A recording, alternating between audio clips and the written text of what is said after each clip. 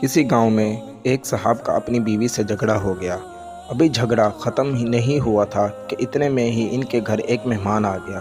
خاوند نے اسے اپنی بیٹھک میں بٹھا دیا اور بیوی سے کہا کہ فلاں رشتہ دار مہمان آیا ہے، اس کے لیے کھانا بنا لو۔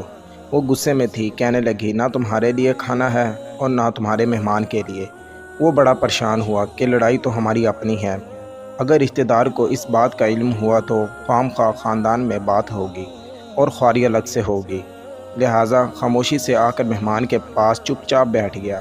اتنے میں اسے خیال آ گیا کہ چلو بیوی اگر روٹی نہیں پکاتی تو سامنے والے ہمارے ہمسائے بہت ہی اچھے لوگ ہیں، میں انہیں ایک مہمان کا کھانا پکانے کے لیے کہہ دیتا ہوں۔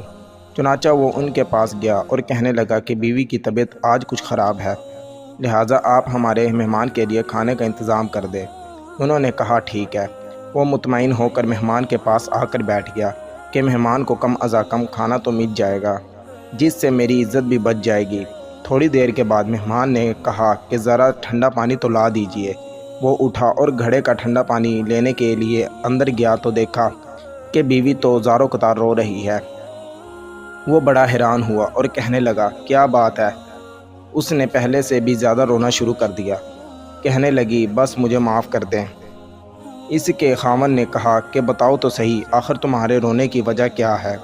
تم ایسے کیوں رو رہی ہو؟ بیوی نے کہا پہلے مجھے معاف کر دیں، پھر میں آپ کو اپنی بات سناؤں گی۔ آخر اس نے کہہ دیا کہ جو لڑائی جھگڑا ہوا میں نے وہ دل سے نکال دیا ہے اور تمہیں معاف کر دیا ہے۔ پھر وہ کہنے لگی کہ جب آپ نے آ کر مہمان کے بارے میں بتایا اور میں نے کہہ دیا کہ نہ تمہارے لیے کچھ پکے گا اور نہ تمہارے مہمان کے لیے کچھ پکے گا تو آپ چلے گئے، مگر میں نے دل میں سوچا کہ لڑائی تو میری اور آپ کی ہے اور یہ مہمان رشتہ دار ہے، ہمیں اس کے سامنے اپنے جھگڑے کی پول نہیں کھولنا چاہیے۔ چنانچہ میں اٹھی کہ کھانا بنا دیتی ہوں۔ جب میں باورچی خانے میں گئی تو میں نے دیکھا کہ جس بوری میں ہمارا آٹا پڑا ہوتا ہے، ایک سفید لباس شخص اس بوری میں سے آٹا نکال رہا ہے۔ میں یہ منظر دیکھ کر سہم سی گئی۔ وہ مجھے کہنے لگے کہ اے خاتون پریشان نہ ہو، یہ تمہارے مہمان کا حصہ تھا جو تمہارے آٹے میں شامل تھا۔ اب چونکہ یہ ہمسائے کے گھر میں پکنا ہے اس لیے وہی آٹا لینے کے لیے میں یہاں آیا ہوں۔